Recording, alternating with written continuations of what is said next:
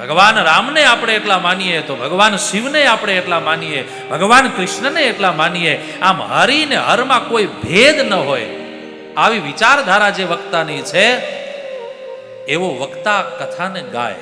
આવું આદેશ વેદવ્યાસ ભગવાન. તો કે શું કામ?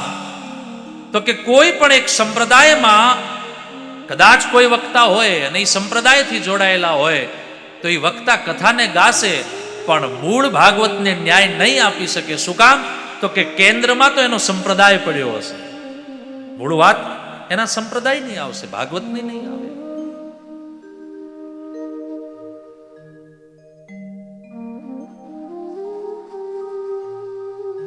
માટે કથાનો વક્તા વ્યાપક હોવો જોઈએ. કોઈ એક સંપ્રદાયથી ક્યાંય આમ પકડાયેલો નહીં. એ પકડાયેલો છે તો વૈદિક સનાતની સભ્યતાથી.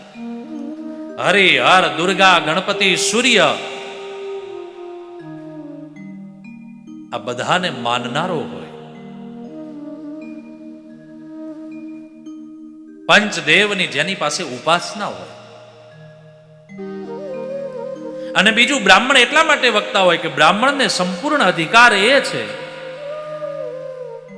કે કદાચ આપણા આંગણા આવેલો કોઈ સંત, કોઈ મહાપુરુષ, એ વ્યક્તિ એના પોતાના જ સંપ્રદાયની દીક્ષા આપી શકે, બાકી ના આપી શકે. ગિરીશભાઈ, કોઈ પણ એક પ્રવાહમાં, એક પરંપરામાં કોઈ મહાપુરુષ હોય તો એ પોતાના સંપ્રદાયની જ દીક્ષા આપી શકે. એ બીજા કોઈ પણ નામથી કે બીજી કોઈ પરંપરાની દીક્ષા ના આપી શકે. જ્યારે બ્રાહ્મણ અને આદ્ય ગુરુ શંકરાચાર્ય પ્રભુ, આ બે પીઠ એવી છે, એક બ્રાહ્મણ અને બીજા શંકરાચાર્ય, કે બંને પાસે સંપૂર્ણ અધિકાર છે. એ ગાણપત્ય દીક્ષા આપી શકે, એ શૈવ દીક્ષા આપી શકે, એ વિષ્ણુ એટલે કે વૈષ્ણવી દીક્ષા આપી શકે, એ દુર્ગા એટલે કે શાક્ત ઉપાસનાની દીક્ષા આપી શકે, અને સૂર્યની ઉપાસનાની દીક્ષા આપી શકે. આવી પાંચે પાંચ જે વેદોએ કહેલી ઉપાસનાઓ છે, એ વેદોએ કહેલી જે દીક્ષા છે, એ દીક્ષા દેવાનો અધિકાર બ્રાહ્મણ પાસે છે અને બીજું શંકરાચાર્ય પાસે છે. એટલા માટે આપણે ત્યાં સર્વશ્રેષ્ઠ પીઠ એટલે આ વ્યાસપીઠ. એટલા માટે વક્તા જ્યારે વ્યાસપીઠે આવે છે ત્યારે બહુ શાલીનતાથી, બહુ નમ્રતાથી, અને અહીંયા આવ્યા પછી વ્યાસપીઠને પગે લાગી પ્રાર્થના કરી અને પોતે બિરાજિત થાય અને કહે કે હે પ્રભુ, આમાં તમે છો. આ પીઠ માત્ર ગાદલું નથી, આ પીઠ માત્ર ચોકી નથી, આ પીઠ માત્ર શણગાર નથી, આ પીઠ ઉપર ભગવાન બિરાજિત છે. એટલે આ વ્યાસપીઠ છે અને દુનિયાની સર્વશ્રેષ્ઠ પીઠ છે. અને એ પીઠ ઉપર બેસનારો વક્તા એ એટલો જ શાલીનતાથી, એટલી જ નમ્રતાથી અને વ્યાસપીઠની ગરિમા સચવાય. એક ધારાસભ્ય આપણા વચ્ચે આવે ને તોય આપણે આમ, એ હટો હટો સાહેબ આવે છે, હટો હટો આમ કરીએ તો એ તો વ્યાસપીઠ છે, એની ગરિમા હોય. અને એના પછી સીધી અહીંયા કદાચ શંકરાચાર્ય ભગવાન પધારે તો આ પીઠથી 1 ફૂટ નીચી પીઠ શંકરાચાર્ય પ્રભુની થાય. એ આનાથી ઊંચે ન બેસી શકે. અને એનું માથું કદાચ ક્યાંય નમે ન નમે, પણ શંકરાચાર્ય અહીંયા માથું નમાવવું પડે. એવી આ દિવ્ય પીઠ. આ પીઠની મહિમા છે, વ્યક્તિની નહીં. વ્યક્તિની મહિમા તો પછી છે, કારણ વ્યક્તિના પૂર્વના પ્રારબ્ધો હોય ત્યારે આ પીઠ મળે છે, એટલે એ પછીની વાત. પણ આ પીઠની એ ગરિમા છે. તો આવી સર્વશ્રેષ્ઠ પીઠ, અને પીઠ ઉપર બેસનારો જો બ્રાહ્મણ હશે, વેદવ્યાસ ભગવાન કહે છે વિપ્રો, એ વિરક્ત હોય એટલે કે કોઈ પણ વસ્તુ, વ્યક્તિ, યા તો વિત્ત એટલે કે લક્ષ્મી, એમાંય પણ આસક્તિ. એટલે તો અમારા વક્તાઓ લગભગ એ દક્ષિણા નક્કી ન કરે કે ભાઈ મને આટલા રૂપિયા મળશે તો જ હું કથા કરીશ. નહીં, એ યજમાન એની શક્તિ, એની મહાનતા, એની ગરિમા, એની ઊંચાઈ, એની જે પોતાનું સામર્થ્ય છે એ પ્રમાણે દક્ષિણા આપે. એ મહત્વની વાત.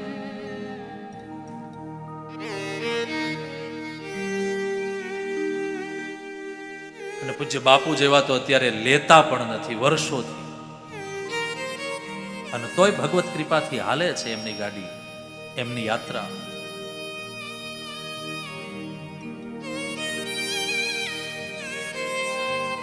તો વ્યાસપીઠે વિત્તથી પણ લોભાય નહીં એવો વિરક્ત વ્યાસપીઠનો વક્તા એ બ્રાહ્મણ હોય.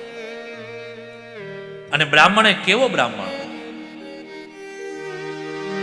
તો હું આપને એ કહી રહ્યો હતો, અને ભાગવત પણ કહે છે કે ભાગવતનો વક્તા એ કોઈ સંપ્રદાયથી જોડાયેલો હશે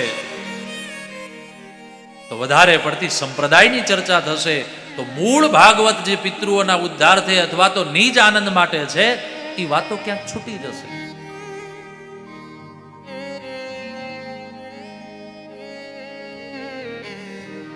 અને બીજું, બ્રાહ્મણ એટલા માટે કે બ્રાહ્મણ પાસે 5 દીક્ષાનો અધિકાર છે, એટલા માટે બ્રાહ્મણ આ વ્યાસપીઠને સર્વશ્રેષ્ઠ અધિકારી છે. માફ કરજો, કોઈ એવું નહીં વિચારતા કે આ વ્યાસપીઠ બ્રાહ્મણ છે એટલે બ્રાહ્મણની વાત કરે, એવું નથી. ભાગવતમાં તમે વાંચો, આ શ્લોક કહે છે, હું નહીં.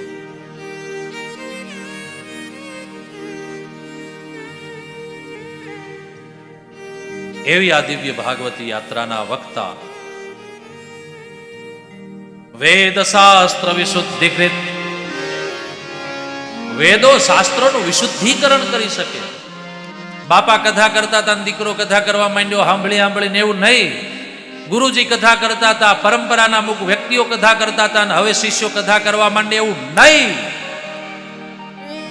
ઘરમાં બેસીને 2-4-5 કહાનીઓ નક્કી કરી લીધી કે પહેલા દિવસે આ કહાની કરવી, બીજા દિવસે આ કહાની કેવી, ત્રીજા દિવસે આ કહાની કેવી, ચોથા દિવસે નંદોત્સવની કહાની કેવી, 5મા દિવસે ગોવર્ધનની કહાની કેવી, 6ઠા દિવસે રૂક્ષ્મણી વિવાહની કહાની કેવી, અને 7મા દિવસે પછી પરીક્ષિતના મોક્ષની કહાની કહીને કથા પૂરી કરી. નહીં,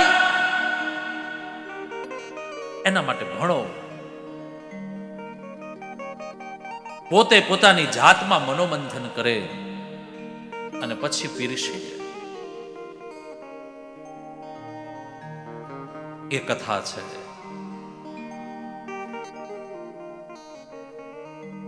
પણ આવી કથાને જાણનારા એક લેવલનો વર્ગ છે.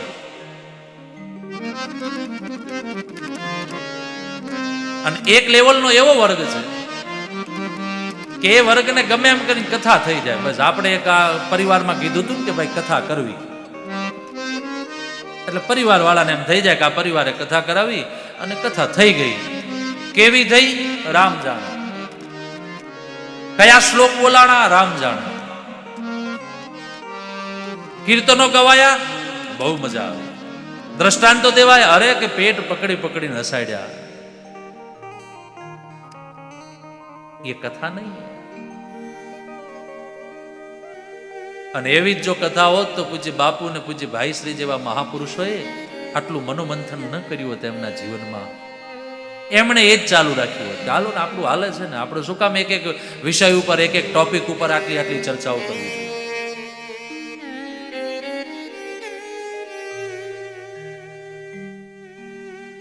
કથા એ માત્ર કહાની નથી, કથા એ માત્ર કથાનક નથી, અને કથા એ મનોરંજન નથી, મનોમંથન છે.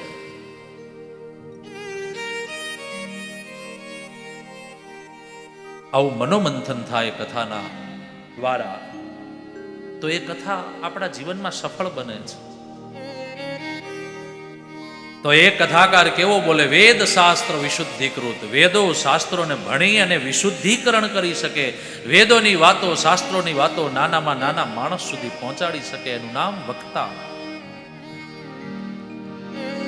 વક્તા કાર્યોતિ નિસ્પૃહ દ્રષ્ટાંતઃ કુશલો ધીરો.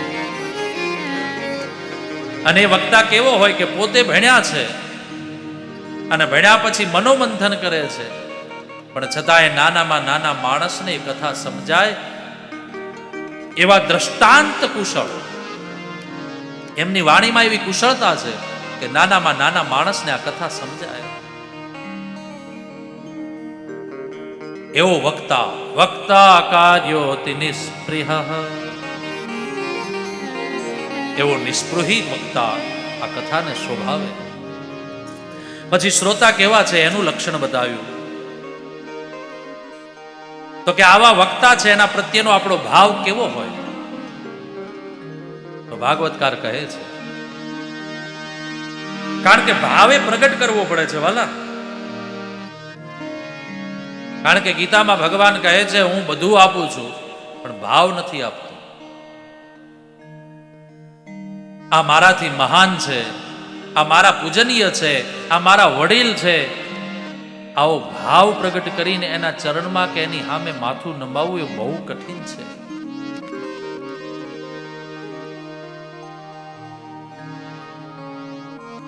અને કદાચ માથું ન નમે તોય વાંધો નહીં, બે હાથ જોડાઈ જવાય ને આમ આટલું થઈ જાય ને તોય બહુ છે, પણ એટલું કઠિન છે. એટલા માટે વેદવ્યાસજી કહે છે, શ્રીમદ ભાગવતાખ્યોયમ પ્રત્યક્ષ કૃષ્ણ જેવહી. શ્રીમદ ભાગવત એ પ્રત્યક્ષ શ્રી કૃષ્ણ સ્વરૂપ છે. એટલા માટે એને પ્રણામ કરો. અને એને ગાનારો એ કોણ છે સાંભળજો બરાબર. આ દિવ્ય દ્રષ્ટિ લોંગ લાઈફ ટાઈમ રહે ન રહે કોઈ વાત નહીં, પણ જ્યાં સુધી આપણા આંગણામાં કથા થાય છે ત્યાં સુધી આપણા આંગણામાં કથા ગાનાર એ કોણ છે? તો વેદવ્યાસ કહે છે, શુકરૂપ પ્રબોધજ્ઞ સર્વશાસ્ત્ર વિશારદ. મારા આંગણામાં મારા ઘરે જે કથા થઈ રહી છે એ ભગવાનની કથા છે, પ્રત્યક્ષ કૃષ્ણની કથા છે. અહીંયા વાંગ રૂપે ભગવાન બેઠા છે એવો ભાવ. અને બીજો ભાવ એ કથા જે એમાં છે એને જ ગાઈને બોલીને એને વાંચીને મારા ને તમારા કાન સુધી જે પહોંચાડે છે એ સુખદેવ છે. એટલે આ વ્યાસપીઠ અને આ પીઠ ઉપર બેસનારો એનો જ દીકરો એટલે સુખ. જે વ્યાસપીઠ ઉપર બેસે છે એ અમારા સુખદેવ છે. અમે એને પ્રણામ કરીએ છીએ. શું કામ? પ્રબોધજ્ઞ, એવો ભીતરથી ભાવ જાગે, એવો ભીતરથી જ્ઞાન જાગે. અને આવો જેના દિલમાં ભાવ જાગે છે, કારણ એ સુખદેવ કેવા છે? સર્વશાસ્ત્ર વિશારદ.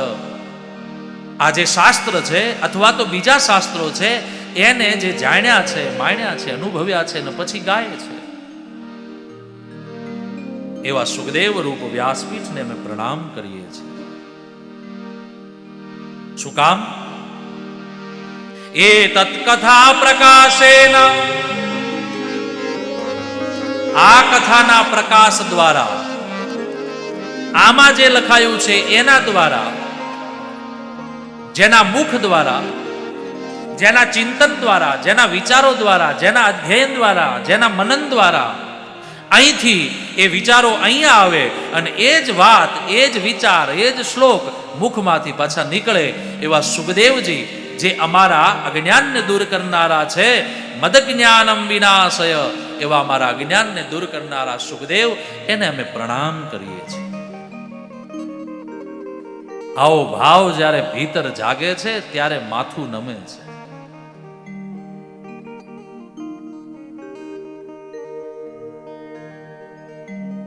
ત્રણવાના મુજને મળ્યા, હયું મસ્તક ને હાથ,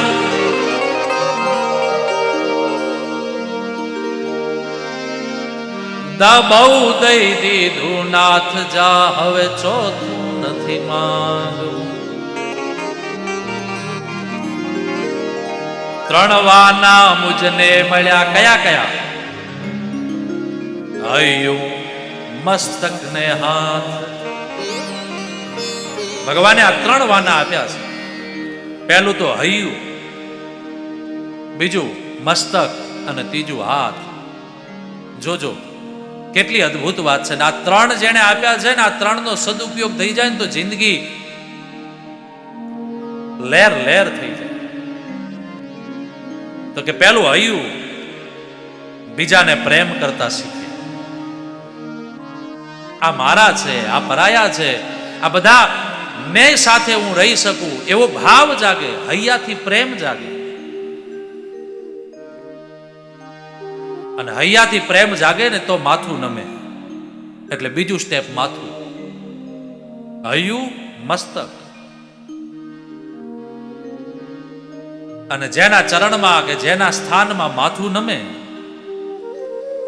ત્યાં અંદરથી દિલ એમ કે કંઈક દઈ દે, કંઈક દઈ દે, કંઈક દઈ દે. તારી પાસે છે, ક્યાં સુધી રાખ્યું રાખીશ, દઈ દે.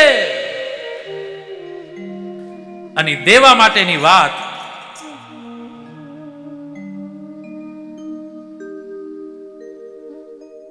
એટલે હાથ તો હૃદયથી પ્રેમ કરો, મસ્તક ઝુકાવો અને હાથથી કંઈક સારા કામ કરો.